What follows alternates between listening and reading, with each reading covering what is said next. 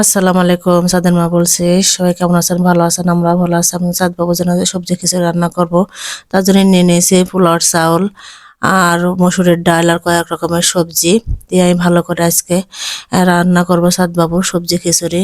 দিয়েছি আমি এই যে সবজি মিষ্টি কুমড়া, গাজর, সিম, আলু আর এক টুকরা পেঁয়াজ আর এক টুকরা কাঁচা ঝাল আমি আজকে দেবো। কারণ এতদিন আমি সাদ বাবাকে ঝাল খাওয়াই না, কারণ যে ও তো ছোট ছিল, এখন সাত বাবু 16 মাস বয়স চলছে, এই জন্য আমি একটু একটু করে দেওয়ার চেষ্টা করছি। কারণ আমাদের যে তরকারিটা রান্না করি ওটাই আমি সাত বাবুকে একটু দিচ্ছি, কিন্তু সাত বাবু দেখছি একটু খেতে পারছে, এই জন্য ভাবলাম আজকে সবজি খিচুড়ির মধ্যে একটু ঝাল দিয়ে দেখি সাত বাবু খেতে পারে নাকি।